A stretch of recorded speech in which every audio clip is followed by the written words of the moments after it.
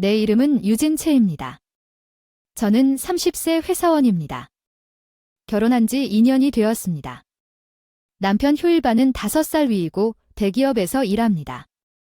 효일반은 우리가 어렸을 때부터 동네에 살았고 외동아이였습니다. 나에겐 큰 형이었지만 일을 시작하고 고향을 떠나서 연락이 두절된 3년 전 여름 축제 때 우연히 따라잡다가 다시 만났고 나는 그 사람에 대한 내 마음이 바뀌었다는 것을 깨달았고 우리가 데이트를 시작한 직후에 빨리 결혼했다. 부모님 두 분 다 너무 기뻤는데 결혼식 직후 제게 회사가 부도가 나서 갑자기 직장을 그만뒀다. 나는 우리를 재정적으로 지원했고 잭은 열심히 취업 활동을 했다. 다행히 6개월 만에 현재 회사에 자리를 확보해 다행이었다. 게다가 그는 새 직장에서 빠르게 이름을 올렸고 지금은 떠오르는 스타로 간주되지만 잭은 최근 점점 오만해졌습니다. 그는 나에게 생활비로 현금을 건네주었기 때문에 그의 총 급여는 모르지만 꽤 많이 벌고 있을 것입니다. 그의 사치스러운 생활 방식을 고려하면 그는 결코 착용하지 않는 명품 시계를 수집하고 출장을 가장하여 여행을 떠납니다. 그는 또한 종종 집에 늦게 도착하므로 내가 그가 하지 않은 것을 지적할 때 그가 집안일을 하지 않는 것은 놀라운 일이 아닙니다. 됐어. 그 사람은 돈 정리로 문제를 해결하려고 했어. 아, 그걸 잊어버렸는데 넌 집에 더 있으니까 소란 피우지 않고 그냥 처리하면 되잖아. 난 너한테 돈을 더 줄 수도 있어. 마음에 안 들어. 그의 태도와 그것은 종종 용돈 논쟁으로 이어집니다. 그러면 잭은 집을 나가거나 방에 가두어 토론을 불가능하게 만들 것입니다. 우리가 이사했다는 증거는 없지만 그가 바람을 피우고 있을 수도 있다고 생각합니다. 더 좋은 아파트인데 어느 날 회사에 가는데 마음이 점점 추워지네요. 엄마가 쓰러졌다는 전화를 받았습니다. 아빠한테서 급히 병원에 갔지만 너무 늦었습니다. 엄마가 지병으로 집에서 쓰러지셨습니다. 아빠가 찾았을 때는 너무 늦었고 깊은 슬픔 속에 아빠와 나는 장례식을 준비하기 시작했다. 잭에게 여러 번 전화를 걸었지만 연락이 닿지 않았다. 마침내 평소 집에 돌아오는 시간에 연락이 닿았다. 나는 대답했다. 효일반 유진채이 보낸 전화를 받았어요. 왜 집에 없나요? 근무 중에 나에게 여러 번 전화를 했어요. 미안해요. 효일반 내 엄마가 돌아가셨어. 눈물을 참았다고 했는데 반응이 전혀 의외였어. 엄마가 돌아가셨어. 그런 일로 전화하지 마. 짜증나. 기가 막혀서 더 이상 눈물을 참을 수 없었어. 그런 엄마 돌아가셨는데 그런 식으로 부르다니 믿을 수가 없네요. 오늘 밤은 부모님 집에 있어요. 내일은 장례식이고 모레는 장례식이거든요. 여기서 당신을 기다리고 있어요. 슬픔과 좌절감이 뒤섞여 있었어요. 필요한 세부 사항을 간신히 전달할 수 있어서 당신이 오늘 밤 집에 오지 않을 거라면 내 저녁 식사는 어떻습니까? 당신이 집에 없다면 적어도 내가 술이나 마시러 나가겠다고 말해주세요. 잭의 말이 막 스쳐 지나갔습니다. 내일 올 수 있을 것 같아. 내일은 그 말을 억눌렀어. 아, 내일은 못 가. 중요한 회의가 있어서 다음날 빠져나갈 수도 없고 장례식에도 안 가도 돼. 사별 휴가 맞지? 내일 오후까지 도착하면 괜찮아. 장모님 돌아가셨는데 내 말에도 불구하고 장례식에 참석하지 못하는 건 말도 안 되는 일이라 잭은 바쁘다는 단순한 핑계로 결국 목소리를 높였다. 엄마는 돌아가셨다. 어렸을 때부터 그녀를 알았으니 최소한 작별 인사를 하러 와야 합니다. 우리 엄마는 주부였고 효일반의 맞벌이 부모님이 바쁠 때 그녀는 그들에게 식사를 가져다 주곤 했습니다. 우리 가족은 참석할 의향이 없음에도 불구하고 수년 동안 가까워졌습니다. 내가 목소리를 높인 후에 장례식 잭은 짜증난 듯 괜찮다고 말했다. 조금 있다가 다음 날 전화를 끊었다. 많은 사람들이 모여들었다. 물론 잭의 부모님도 거기 계셨다. 카레는 잭이 아직 여기 있지 않다. 우리 엄마 시댁의 질문을 통해 효일반이 아직 도착하지 않았다는 것을 깨달았습니다. 준비하느라 너무 바빴습니다. 그가 이미 거기 있다고 생각했습니다. 내가 효일반에게 전화했을 때 가 곧 시작될 예정이었습니다. 효일반이 비정상적으로 빨리 대답했습니다. 효일반은 아직 직장에 계십니까? 그는 짜증스럽게 대답했습니다.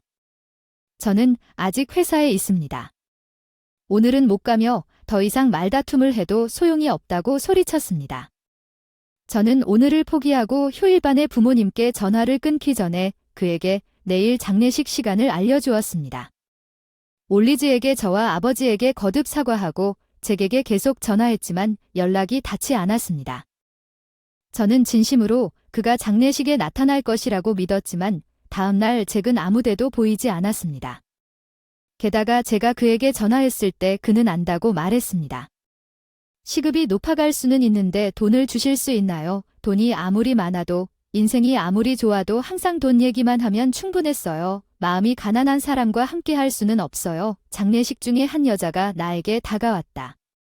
당신은 카렌이구나. 나는 내 어머니의 옛 동창이었는데 최근에 함께 차를 마셨다. 그녀는 이 말을 듣고 눈물을 흘리며 말했다. 나는 눈물을 흘리지 않을 수 없었다. 계속해서 남편은 일이 너무 바빠서 올 수 없다고 말했을 때 조용히 화를 냈습니다. 일이 너무 바빠서 올 수 없다는 말은 사실이 아닙니다. 나는 그녀의 말에 혼란스러웠지만 그녀는 내가 제 회사의 간부라고 설명했습니다. 그 사람이 처음 합류했어요.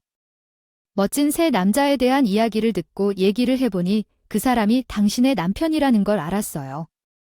그런데 최근에 그 사람이 일을 게으르게 시작한 것 같아요. 어제 한 고객으로부터 불만이 있었어요. 그 사람의 이야기에 놀랐다고 하더군요. 그런데 어제 잭이 나한테 전화해서 소리 지른 이유는 그 불평 때문에 기분이 안 좋았기 때문이었는지 더 듣고 싶었지만 내 상황을 배려해주는 여자가 더 이상 지체하지 않고 그날 밤 떠났다. 나는 짐을 꾸리러 한 번 집에 돌아갔다. 내가 필요한 것이 잭이 아직 돌아오지 않았고 그의 전화도 받지 않았습니다. 부모님 집에 잠시 있을 것이라고 메모를 남겼고 다음날 집을 떠났습니다. 임원 여성이 저에게 연락했습니다. 잭이 사별을 신청한 것 같습니다. 그 사람 책상이 없을 거야. 잭이 다음날 밤에 나한테 연락했어. 언제 돌아오냐고 불쾌한 말투로 말했지만 아무 느낌도 없었어. 이 사람에 대한 감정이 남아있지 않아. 곧 내 물건 가지러 올게 대답했어. 응, 난 돌아오지 않을 거야. 그게 무슨 뜻인지. 잭이 나를 비웃었다. 이혼하자. 내가 단호하게 잭이 이혼을 비웃었다고 말했을 때 왜 갑자기 그 얘기를 꺼낸 거야. 내 아내의 어머니 장례식에 나타나지 않은 건 미친 짓이야. 난 살 수 없어. 더 이상 너랑 맞다. 맘대로 해라. 너야 나 없이는 못 살. 카렌이구나. 토요일이니까 내일 집에 올 거지 뭐. 물건 가지러 올 테니 이혼 서류 가져올게. 꼭 확인해. 거기에서 나는 모든 것을 준비하고 다음날 준비가 되어 있었고 이혼 서류를 손에 들고 집으로 향했다. 문을 열자마자 잭이 소파에서 자고 있는 것을 발견했다. 빈 맥주 캔이 테이블 위에 흩어져 있었고 나는 뭔가 이상하다는 것을 느꼈다. 화장실 쪽을 흘끗 보니 여자가 나왔다. 무심코 중얼거릴 때 나를 알아보고 소리를 냈더니 잠에서 깨어난 잭이 갑자기 괜찮아 이만큼 줄게. 그 사람이 이혼 서류에 서명하고 나에게 건넸다. 그의 태도 나는 이혼 서류를 낚아채고 나중에 문 밖으로 뛰쳐나갔다. 이혼 서류를 법원에 제출했고 우리는 공식적으로는 낯선 사람이었지만 며칠 후 휴일반이 부모님 집에 나타났습니다. 유진채 이게 무슨 뜻인지 그게 도착했어요. 휴일반 상수위에 대한 요구를 하고 있었는데 변호사 데이비드에게 위자료를 요청한 것이었습니다. 정서적 학대와 불신앙에 대한 보상은 무엇입니까? 잭이 집안일을 나에게 점점 더 떠맡게 했고 그런 행동은 나에게 소리쳤습니다. 상황을 객관적으로 평가할 수 없게 되는 경우가 잦아졌습니다. 저는 침착하게 상황을 이해하기 위해 일상적인 대화를 휴대폰 음성 녹음기로 녹음하기 시작했습니다. 그리고 불륜에 대한 보상이 있었어. 잭 최근에 집에 늦게 왔는데 뭔가 이상한 것 같았는데 내가 바람을 피우고 있었던 게 밝혀져서 너답지 않다고 믿고 싶었어. 침착하게 말했고 잭은 아니라고 반박했어. 그건 아니야. 난 바람을 피운 게 아니었어. 그 사람 저번에 우리 다 같이 술 마으러 나갔는데 막차 놓쳐서 집에 데려왔어. 아무 일도 없었어. 오해야. 잭이 단호하게 부인했는데 왜 내가 그날 도망친 그 여자를 간과했다고 생각하니? 내가 아는 다른 증거가 있었기 때문이야. 그 사람은 너희 회사 후배였는데 바람 피우려고 휴가를 내고 바람 피운 여행을 가니까 안 돼. 넌 회사에서 해고됐는데도 안 들킬 줄 알았지? 난 다 알고 있지. 잭이 나를 눈 크게 뜨고 쳐다봤어. 계속 웃었다. 라이징 스타 자랑하던 너 해고 인정도 안 하겠냐? 회계부서라고 해서 정사 파트너랑 같이 해고하겠냐? 넌 들키지 않고 회사 자금을 횡령할 수 있을 줄 알았는데 어떻게 안 그랬지? 잭이 깜짝 놀라 입을 벌리고 다물었다는 걸 내가 알 줄 알았지. 우리 어머니 장례식에 온 여자는 너희 회사 임원이었어. 우리 어머니 동창이라고 했어. 너희가 장례식에 참석하지 않아서 꽤 속상했지. 그리고 사무실로 돌아오면 마음의 일부를 줄 생각을 하다가 당신이 사별 휴가 중이라는 것을 깨닫고 나에게 연락했다. 스파로의 하룻밤 여행은 즐거웠겠구나. 두 번째 탐정 때문에 잭의 얼굴이 창백해졌습니다. 놀랍지 않나요? 그들이 그토록 많은 증거를 수집할 수 있을 거라고는 상상도 못했어요. 여직원의 말을 듣고 내가 부재했다는 메모를 보고 직감이 발동했어요. 잭은 분명 어디론가 나갈 거예요. 내 예감이 맞았다면 그것은 외도일 것이다. 내가 그 임원과 상담했을 때 그녀는 나를 변호사와 형사에게 소개했다. 형사를 고용하는데 비용이 많이 들 수 있다고 들었지만 앞으로 며칠 안에 무슨 일이 일어날 것이라고 확신했다. 하루 동안만 고용하는 것이 합리적이었고 위자료를 청구할 수 있다면 내가 집에 돌아가지 않을 것이라는 사실을 알고 장례식 날 형사 비용이 상쇄될 것입니다. 휴일반은 다음 날 불륜 파트너와 함께 여행을 떠났을 것입니다. 즐거운 외도 여행이었습니다. 형사가 당신을 미행하고 있거나 휴가 중에 해고되었다는 사실을 모르고 휴가 중에 해고당하는 경우는 거의 없습니다. 직장에 와서 자리를 찾지 못한 것은 분명히 충격이었을 것입니다. 마침내 잭이 말했습니다. 그럼 당신이 하는 일은 이게 다인데 나를 또 웃게 만들었어요. 당신은 휴가 남용과 횡령으로 나를 비난하는 것이 전부 당신이 하고 있는 것이 아니었나요? 당신이 지금 실업자이기 때문에 나는 단호하게 결론을 내렸습니다.